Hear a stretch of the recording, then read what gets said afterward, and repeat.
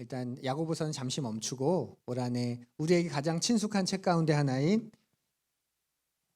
이 풍성한 삶의 기초, 본지 오래되셨죠? 우리 이걸로 서로 1대1도 하고 그랬었는데요.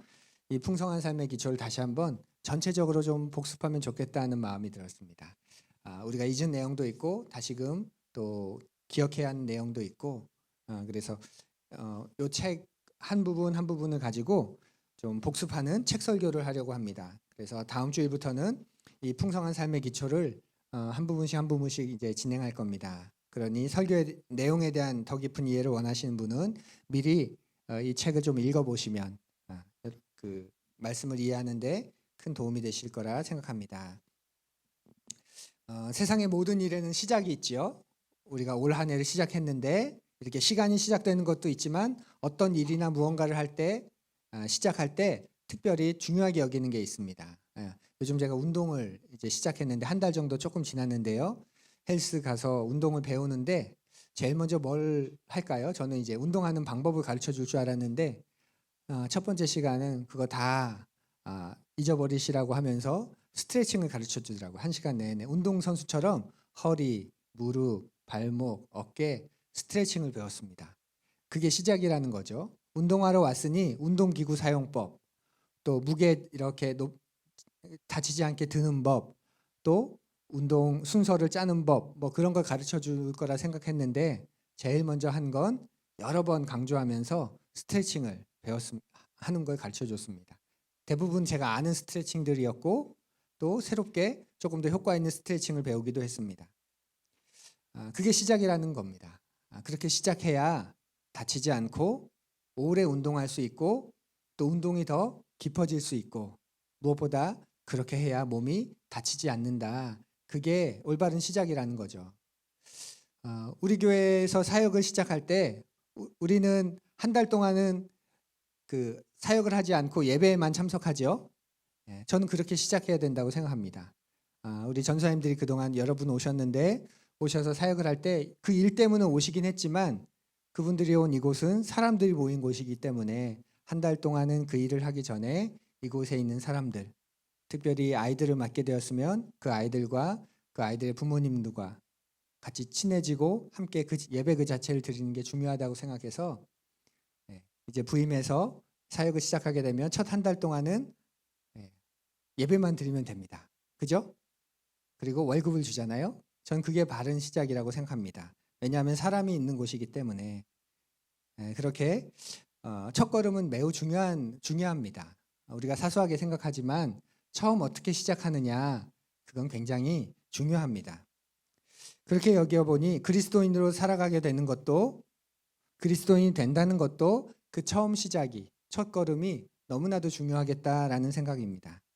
그런데 대부분 또 많은 경우 어떻게 시작하는지 무엇이 바른 시작인지 그걸 분명히 하지 않고 배우지 않고 시작하다 보니 중간에 꽤나 당황스러울 만큼 그리스도인답지 않은 그런 모습이나 또 그런 길로 가는 분들도 우리가 만나게 됩니다. 세상적인 요소가 적당히 섞인 방법으로 그리스도인이 되었다라고 생각하게 되면 교회 나와봐. 안 나오는 것보다 좋아. 좀 네가 경건해질 거야. 교회 다니면 좀 차분해질 거야. 교회 다니면 사람들과의 관계도 좋아지고 일반 세상에서 만나는 사람보단 더 나을 거야. 그래? 교회나 다녀볼까? 그렇게 세상적인 요소가 섞인 채 교회를 나오기 시작하는. 그러면서 내가 교회를 다니니까 나는 그리스도인이다. 그렇게 말하는 사람들도 꽤 많습니다. 또 교회가 클수록 인간관계나 사회관계가 더 가능해지기 때문에 그런 분들의 숫자가 더 많겠지요. 또는 전통적으로 답습된 방식을 따라서 그리스도인의 삶을 시작하는 분들도 꽤 있습니다. 그러다 보니 어떤 문제가 생겼을 때 그리고 신앙이 깊어질 만한 타이밍에 전혀 그렇지 못한 그런 열매를 거두지 못하는 모습을 보게 됩니다. 저도 예수님을 이제 믿고 따르기 시작했을 때 신앙의 선배들로부터 들은 말은 그런 겁니다. 이제부터는 매일 성경 읽어야 돼. 매일 기도해야 돼. 예배에 빠져선 안 돼. 전도도 잘해야 돼. 그렇게 열심히 해라. 그 말을 제일 많이 들었던 것 같습니다. 그리스도인이라면 이런 건 반드시 해야 돼. 그런 거죠. 그런데 열심히 한다고 하긴 했는데 다 하니까 나도 하면 잘한다고 하니까 즐거워하면서 또 즐기면서 하긴 했는데 왜 해야 되는지 그리고 어떻게 하는 것인지 그거는 잘 몰랐습니다. 하다 보면 알게 돼. 하다 보면 은혜를 받게 돼. 그런 격려 속에서 일단은 해야 하는구나 하는 의무감만 가득했던 듯합니다. 그러다 보니 그런 것들이 잘 안 될 땐 어떻죠? 우리 안에 내가 부족하다. 내가 모자라다. 하나님은 이런 나를 만족스럽게 보지 않으시겠다. 그런 자괴감 또 죄책감 그런 마음들이 적지 않았습니다. 그렇게 신앙생활 첫걸음을 떼다 보니 늘 이것도 해야 되는데 저것도 해야 되는데 잘하고 온 한 주는 되게 당당했지만 또 못하고 온 한 주는 그냥 한숨만 쉬는 그런 모습이 많았습니다. 근데 그런 모습들이 저만이 아니라 다른 사람들에게서 많이 보였습니다. 기쁨이 아니라 무언가를 해야 한다는 부담으로 신앙생활을 하는 그리스도인의 삶을 살아가는 그런 사람들이 많습니다. 그러면서 신앙이 자라지 않는 모습도 꽤 많이 보게 되었습니다. 여러분은 어떠신가요? 우리가 영적으로 거듭나긴 했는데 우리가 분명히 그리스도인이 되긴 했는데 여러분 어떤 마음으로 또 어떤 태도로 또 그리스도인의 삶을 계속 살아가고 계신지요? 혹시 은혜에서 떨어질까 봐 하나님의 계획과 섭리를 놓칠까 봐 하나님이 내 인생에서 손을 떼실까 봐 그런 두려움으로 신앙생활을 하고 계신 분은 우리 가운데는 없겠죠? 없겠죠? 없습니다. 예. 근데 왜 그렇게 두려움 가운데서 또 의무감 가운데서 많은 사람들이 신앙생활을 할까요? 첫 걸음을 잘못했기 때문에 첫 단추를 잘못 꿰기 때문에 그런 겁니다. 우리가 하는 신앙생활, 우리가 하는 그리스도인 된 삶은 예수님을 따라 살 자격이 없는 나를 부르신 그 하나님을 알아가는 신비스러운 일입니다. 도무지 하나님의 은혜와 자비와 긍휼과는 상관없는 나에게 하나님께서 은혜와 자비와 긍휼을 내려주시는 그런 놀라운 일입니다. 그래서 그 하나님을 이제 내가 알아갈 수 있다. 그 하나님을 닮아갈 수 있다. 그런 기대감이 있고 나중에 그 하나님을 만나게 된다. 그런 소망감이 있습니다.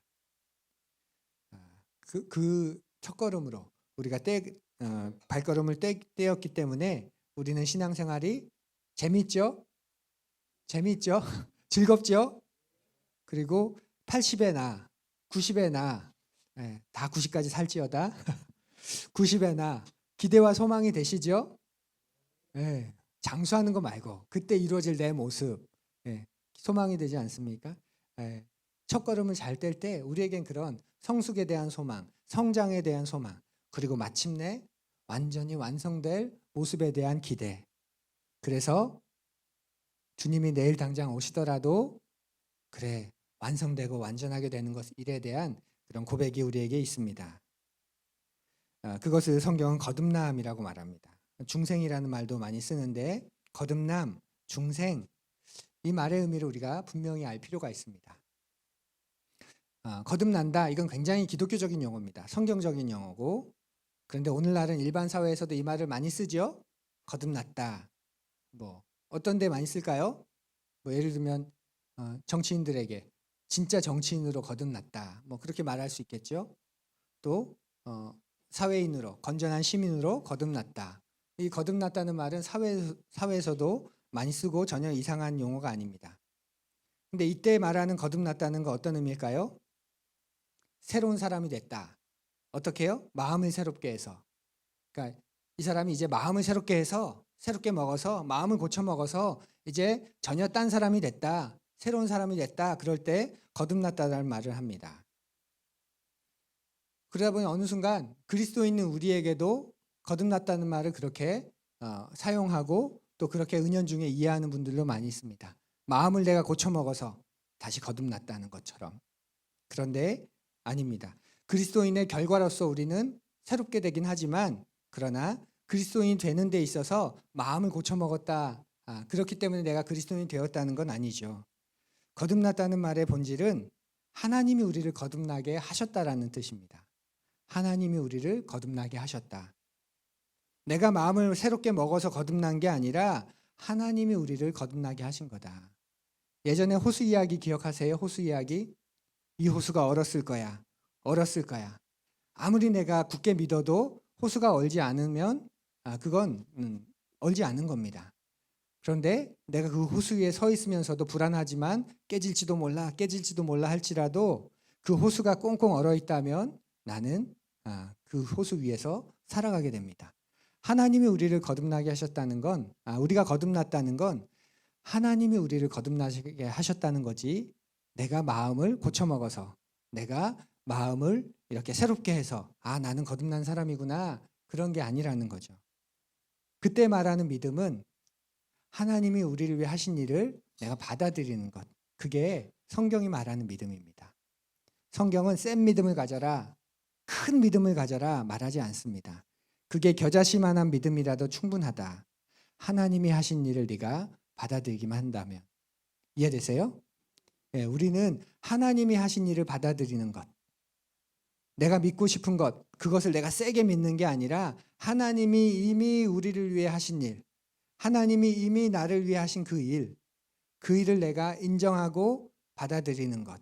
그것을 성경은 믿음이라고 하고 그 믿음이 반드시 역사한다고 말합니다. 하나님이 우리를 위해 이미 하신 일이 뭡니까? 구원의 역사, 바로 예수 그리스도의 죽으심, 부활, 그리고 그 일을 통해 우리를 구속하신 것. 그 일을 내가 받아들일 때 그것을 믿음으로 여기십니다. 그래서 거듭난 사람들은 그리스도인이 된 사람들은 이 믿음을 가지고 있습니다. 하나님께서 자신을 위해 행하신 일을 진심으로 받아들이는 거죠.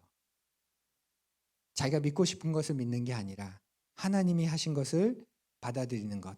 그게 우리의 믿음의 내용입니다. 하나님은 우주와 인생을 지으신 주인이시다. 그런데 사람이, 역사가, 그리고 내가 그 하나님을 무시하고 인생의 스스로의 주인이 되었다.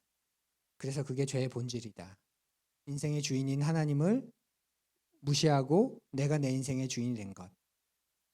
그래서 하나님과의 관계가 끊어졌고 나는 하나님의 심판을 받을 수밖에 없는 존재가 되었다. 그런데 그렇게 엉망이고 깨어진 내 인생을 하나님께서 고치셨다. 바로 인간의 몸으로 이 땅에 오셔서 우리가 하나님 앞에 다시 설 수 있도록 그 아들 예수께서 우리의 모든 죄의 심판을 대신 받으셨다. 그러니 이제 내가 그 예수 그리스도를 내 인생의 주인으로 모셔드린다.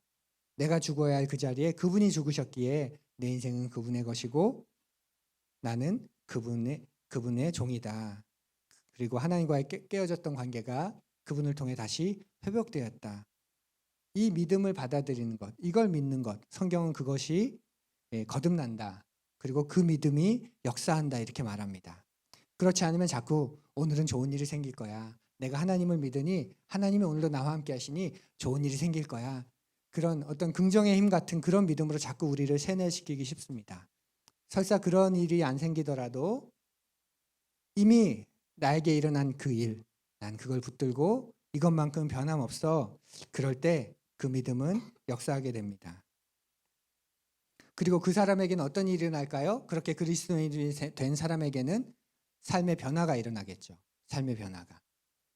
지금까지는 내 자신을 인생의 주인으로 여기면서 살았는데 이제부터는 하나님이 진짜 주인이시다고 고백하며 살기 때문에 삶의 방식이 어떻게 될까요? 새로워질 수밖에 없죠. 이해되세요? 이제까지는 내가 주인이었어요. 그러니 당연히 그 내가 주인 된 삶의 방식을 살겠죠.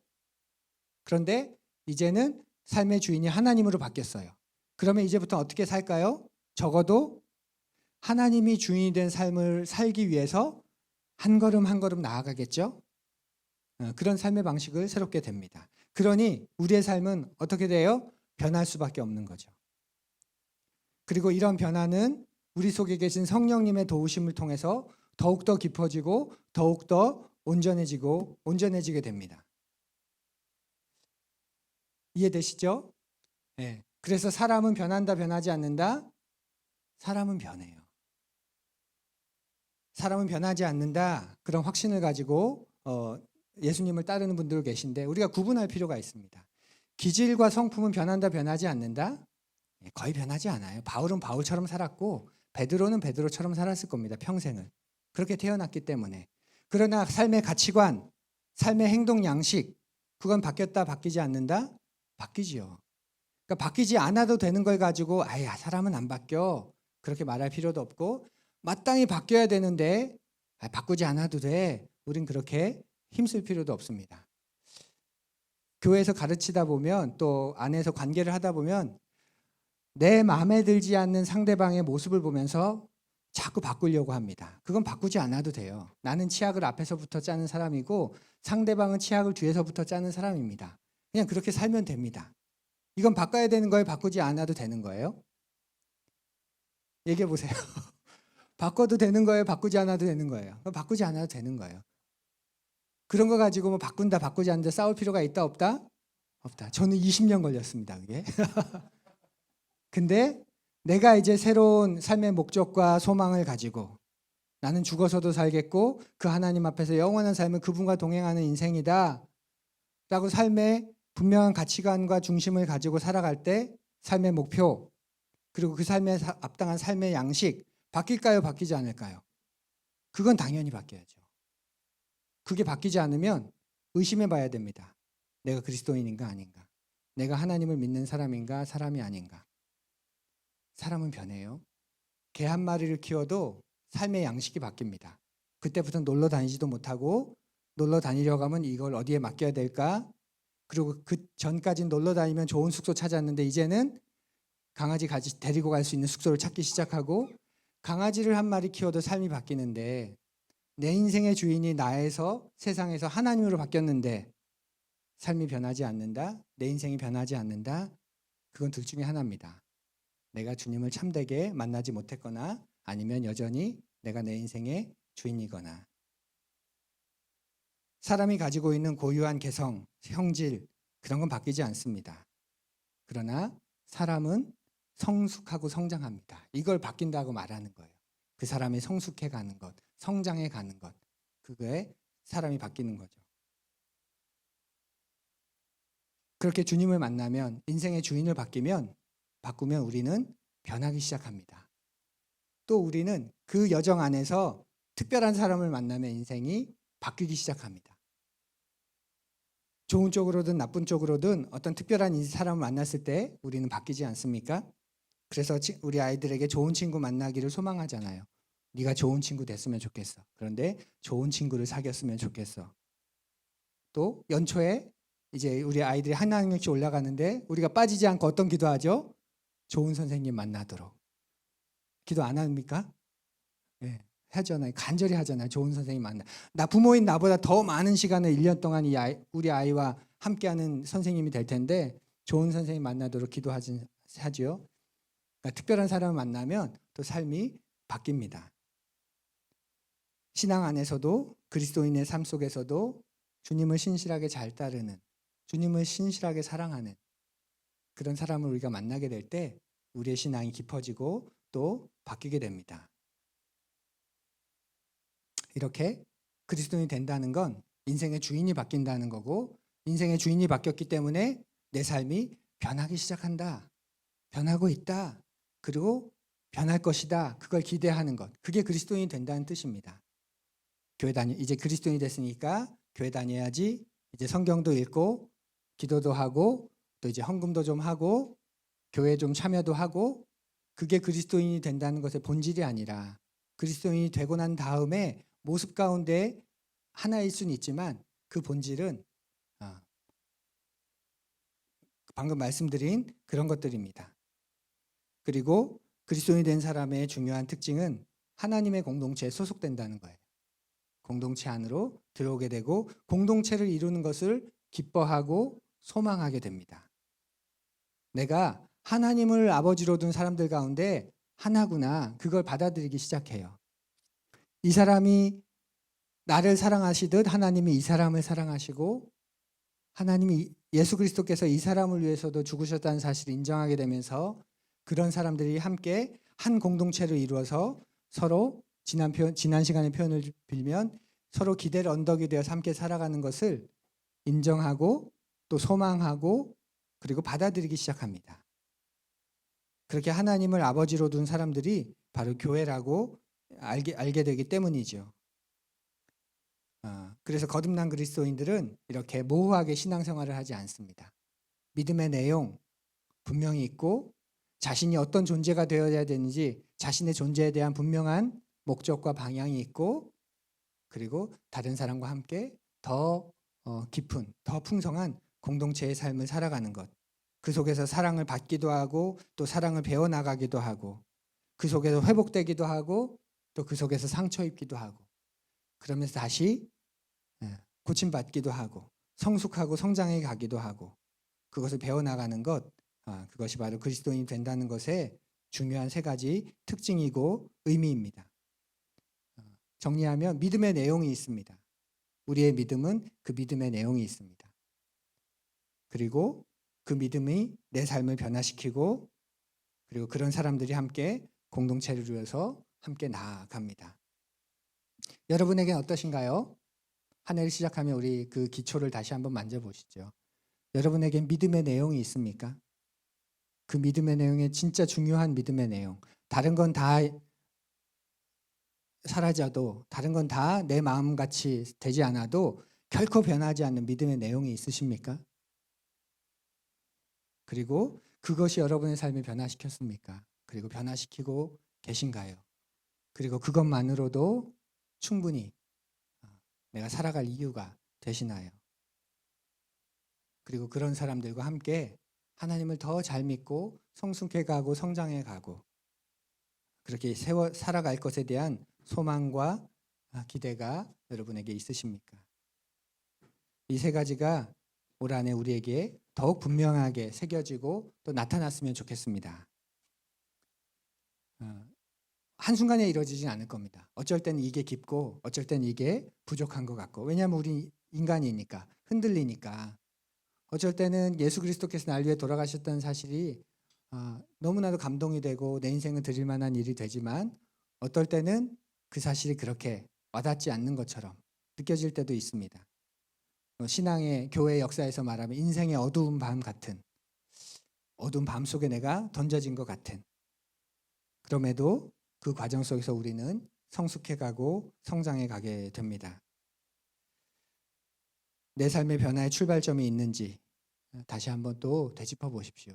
변해야 될 이유가 있는지 내 인생의 가치관, 목적, 삶의 양식 그리고 사람을 대하는 태도, 내 인생을 대하는 태도 내 앞으로의 20년, 30년 후의 모습 그리고 죽음 앞에서의 내 모습 태어났기 때문에 그냥 살다가 복잡하게 생각하지 않고 그냥 편안하게 살다가 뭐 그냥 가면 되지 그런 막연한 기대나 막연한 방향이 아니라 아주 분명한 초점을 맞춘 그런 방향이 여러분에게 있는지 생각하시길 바랍니다.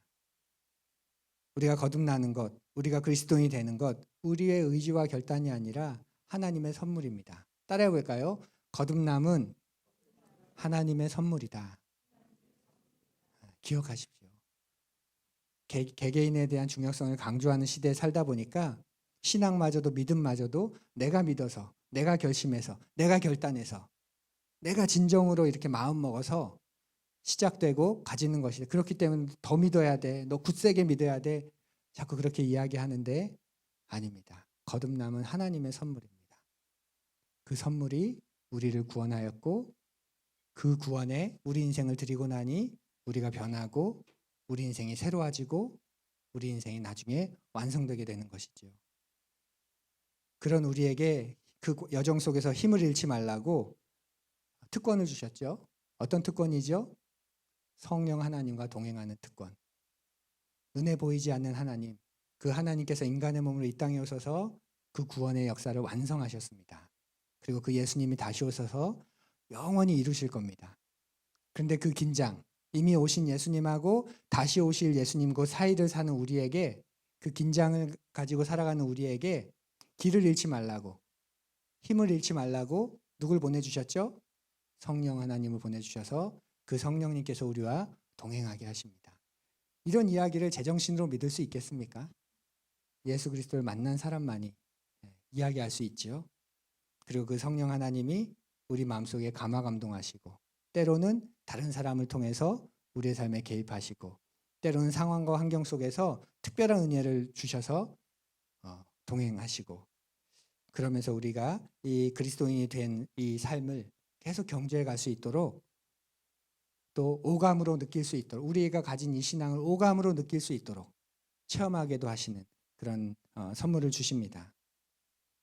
그렇게 성령님께서 올 한 해 우리 속에서 강력하게 일하시도록 또 끊임없이 일하시도록 계속해서 거듭난 사람으로 나는 그리스도의 사람입니다. 그분이 나를 위해 죽으시고 부활하셨고 나는 이제 그분의 것입니다. 그런 고백으로 나아가시면 참 좋겠습니다. 그럴 때 성령님께서 더욱 우리를 도우시고 하나님의 사랑을 부어 주실 겁니다. 사람이 거듭난다는 것 신비 중에 신비지요. 우리가 아이를 다 낳았는데 아이를 낳을 때 신비스럽지 않았습니까? 탯줄 자르셨어요? 탯줄 자를 때 신비스럽지 않던가요? 예. 안 자르신 분 예. 자를 때 신비스럽습니다. 하물며 눈에 보이지 않는 영적인 생명이 새롭게 시작하는 것 놀라운 신비입니다. 더 큰 신비입니다. 남자와 여자가 사랑에 빠지는 것 신비인가요? 신비가 아닌가요? 지금 약간 대답 그때 어쩌자고 내가 첫눈에 반해서 그런 표정이면 안 됩니다. 남성과 여성이 만나서 첫눈에 반하고 사랑에 빠지는 것 어마어마한 신비입니다. 하물며 하나님과 창조주이신 하나님과 피조물인 인간이 사랑에 빠지는 것 그야말로 로맨스 중에 로맨스이고 얼마나 큰 신비가 되겠습니까? 우리는 너무 신비할 때 그걸 미스테리하다고 하죠. 바로 우리에게 그런 신비를 우리가 가지고 있습니다. 그렇게 우리가 그리스도인이 되었고 그리스도인으로 살고 그리스도인으로 이제 함께 걸어가고 있다는 것을 잊지 않으시기를 간절히 바랍니다. 그 삶 속에서 성령 하나님께서 여러분을 도우실 겁니다. 그럼 여러분도 성령 하나님을 놓치지 마시고 그분께 예민하게 민감하게 나아가시기를 바랍니다. 성경을 읽으실 때 기도하시면서 깨우쳐 주십시오. 깨닫게 해 주십시오. 주님의 말씀 내 삶 가운데 한 구절이라도 돌아보게 해 주십시오. 그렇게 전심으로 바랄 때 여러분이 읽는 말씀이 여러분 가운데서 역사하실 겁니다. 기도하실 때 기도할 마음이 없는 기도할 마음을 번번이 놓치는 그래서 건성으로 기도하는 것 같은 내 마음 그럴지라도 성령 하나님 이 마음을 붙들어 주시고 붙잡아 주십시오.